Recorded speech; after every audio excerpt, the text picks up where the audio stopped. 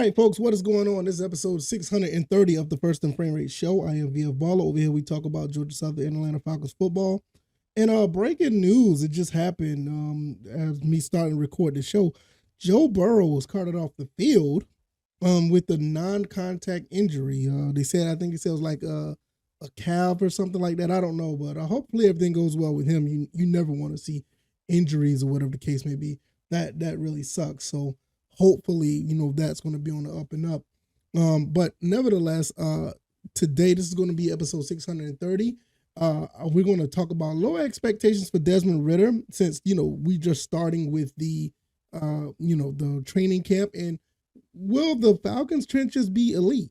I'm going to share a Grady Jarrett clip that I saw, and based on the personnel they have, not just the offense, the defensive line, the offensive line as well, that could be the case. So we're going to talk about both of those really quick, get through this episode, and I'll give my thoughts and opinions on the way.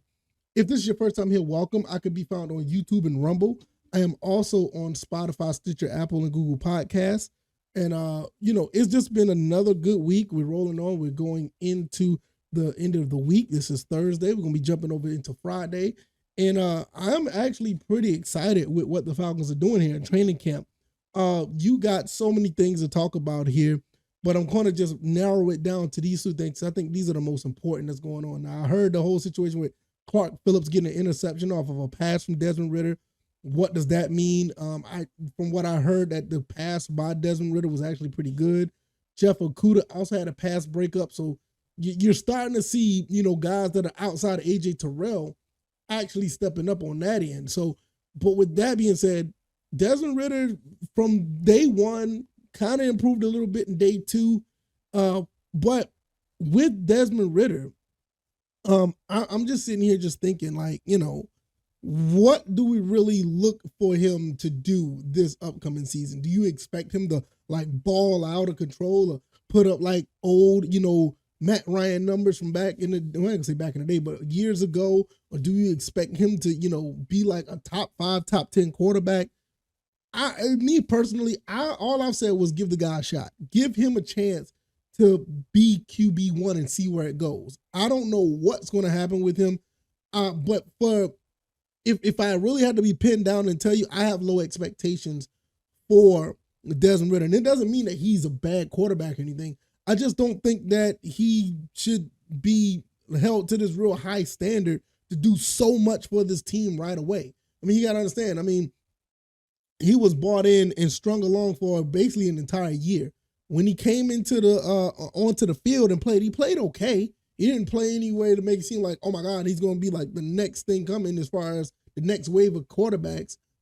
I think that he should just be just good enough to just not make mistakes. If he don't make mistakes, or if he don't make costly mistakes, because no quarterback is perfect, right? Even the best ones throw interceptions or throw bad passes. But if he just don't make costly mistakes, this team is going to be in a really good shape. They're going to be in really good shape to go far.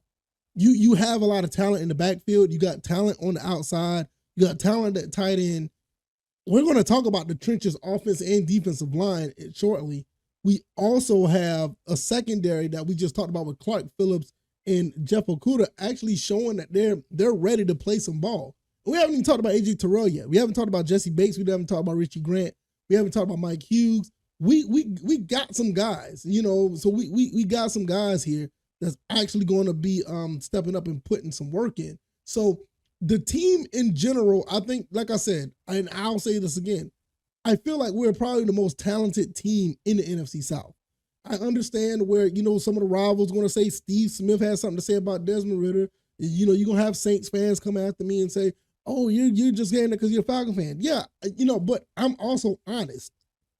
If I feel like this team is not that time, I'm not going to play rah-rah. I'm going to tell you, look, Arthur Smith's going to have to put some work in to make things happen, or you're just going to be in a bad spot. But they did do some things. Basically what happened was they got the defensive line coach from the Saints, made him defensive coordinator. They bought some players from the Saints in at around the front seven. Calais Campbell signing, Mike Hughes signing, Jeff Okudah signing. Good drive class. You got some guys on offense that you picked up, not to mention Bijan Robinson. You brought in Tyler Heineke. You got Jesse Bates. We've made some changes. So we're not just going to sit here and be like, all right, this is the same team from last year because it's totally different. So with that being said, with all the movements around him, around his team, I don't expect Desmond Ridder to do that much on the field. All I want him to do is get the ball to the receivers and don't throw to the other team. That's all I want. He doesn't need to do anything else. If he mess around and get, maybe 10, I'll say that's probably the limit. And I know that's stretching because a lot of quarterbacks don't do this. If he gets around 10 interceptions this season and he throws for probably like 20 touchdowns, 25 touchdowns, I'm not mad at that. Because like I said, the expectations are low, but at the same time, I don't want him to be put in a situation where he like doing too much and he end up, stinking up the joint. So I don't expect much from Desmond Ridder. I think the team collectively is looking really good. Now we're going to talk about the trenches really quick. And Grady Jarrett, man, what can you say about this guy? 9 years in the NFL, 5th round draft pick, ended up being the leader of this squad. Almost could have been MVP of the Super Bowl, but somebody didn't want to run the ball and somebody else didn't want to block, but that's another story for another day. Grady Jarrett's a class act. This is one of the guys that continuously put in the work, play hard, and work hard, and shows that he's one of the top defensive tackles in the NFL. Always have a great season every time he's on the field, does what he can to make the team better. Now you got guys around him that is about that life, and they're about putting in work when it comes to getting at the quarterback. I mean, let's start talking about David Adamaya. You got Caden Ellis. You got Bud Dupree. You brought in Calais Campbell. You still got Taquan Graham. I think Ogundeji is still there. I mean, you got Troy Anderson. You got Lorenzo Carter. Michael Walker is still. I mean, you got a collective of guys that they're going to make that defensive line look really, really good. And I know it's probably some people that I'm missing, but it is what it is. And you look at the offensive line. The offensive line already is proven that they can do some good things as far as running the ball.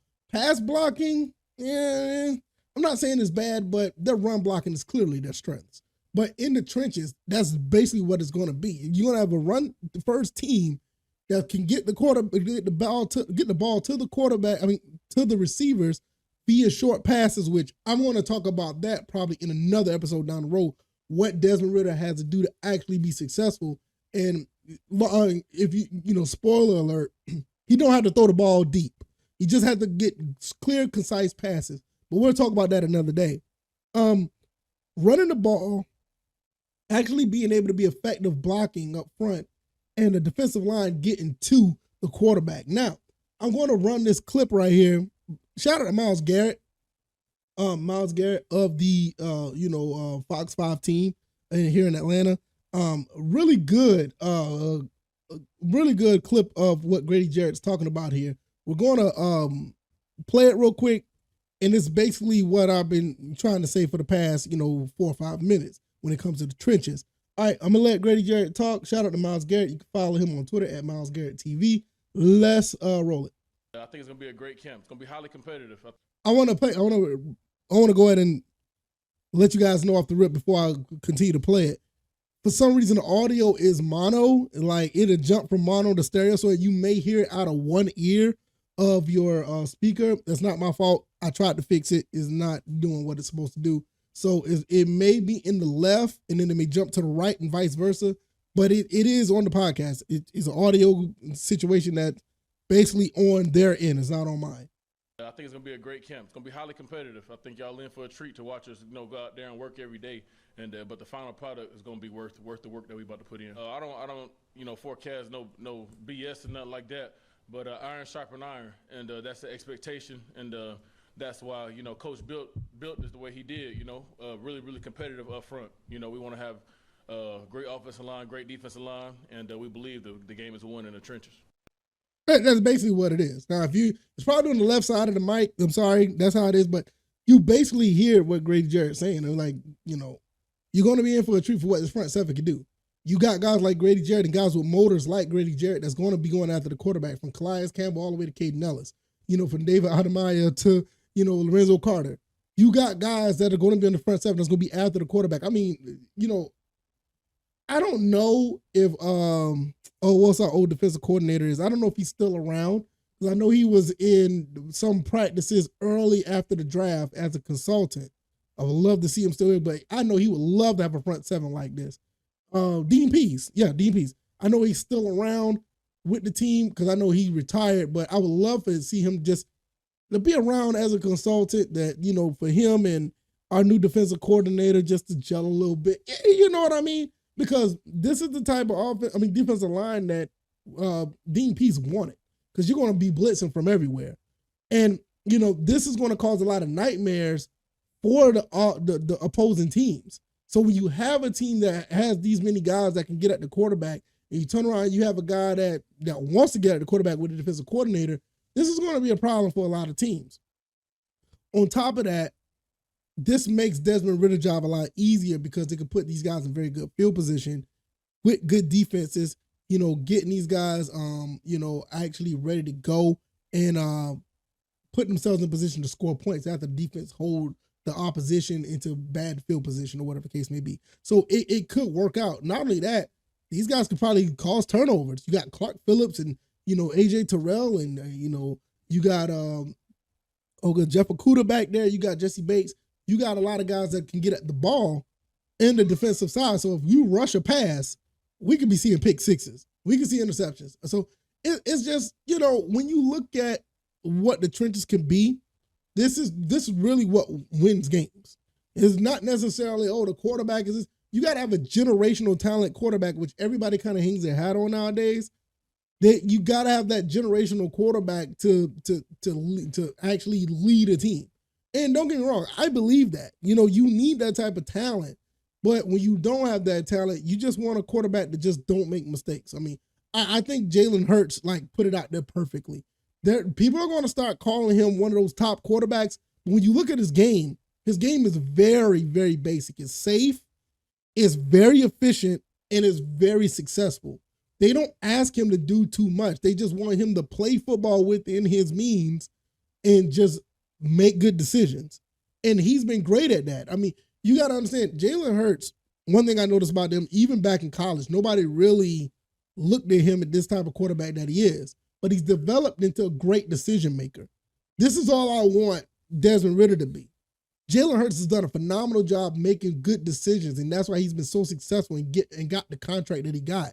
If we can get any of that, if we can get 80% of that out of Desmond Ridder with what Desmond Ridder brings to the table, you're going to be successful at that position.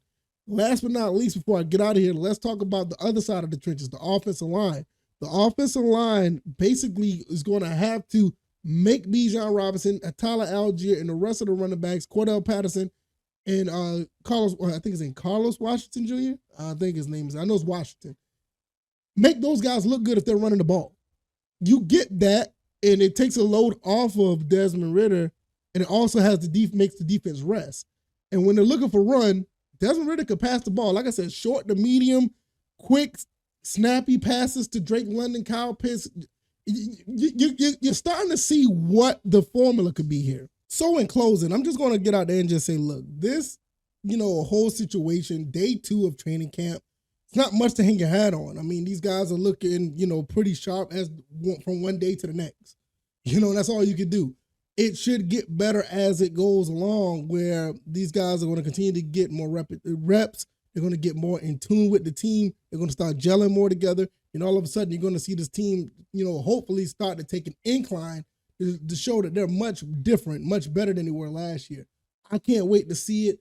The training camp schedule, which the next training camp day is going to be on the 28th in the morning, which today is the 27th.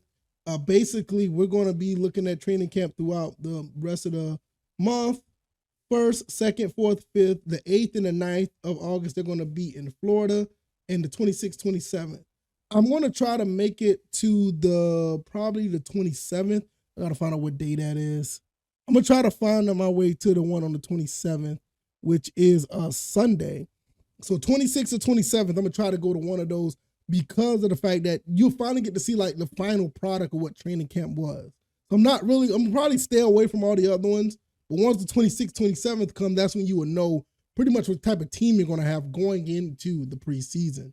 If you like this commentary, hit the like button, share this podcast, subscribe to the channel if you haven't already. Let me know what you guys think, man. Low expectations for Desmond Ridder? Hey, I think so. There's not much pressure to put on him. They put enough talent around him to show that he's going to be all right. You know, all he has to do is play basic football, play basic quarterback. Don't try to do too much. Make sure you get the ball to the receiver. Don't make mistakes. Don't give the ball to the other team. And I think they'll be fine. The trenches, the offensive line, I think they're going to do their best to protect Desmond Ridder. The running game is going to be on point. You kind of know that already. Bijan Robinson and Tyler Algier should be able to eat. The defensive line, they're already talking about the defensive line is looking nice. The front seven is looking good. And the secondary made some plays this day in training camp. Will that continue? We'll see. I could be found on YouTube and Rumble. I'm also on Spotify, Stitcher, Apple, Google Podcasts. Stitcher is going down next month, so find your way to Apple or Spotify or Google and give me a 5-star rating over there on Apple if you haven't already. Also, I could be found on Twitter or X at VFBaller, and the website is firstandframerates.com. You can go over there and support your boy, support the podcast, help it grow, and you can subscribe to the podcast on any of the avenues listed on the podcast. All right, y'all, I'm going to get out of here. You guys take it easy. Enjoy the rest of your day, and I'll see you next time. All right, y'all, be blessed. Peace.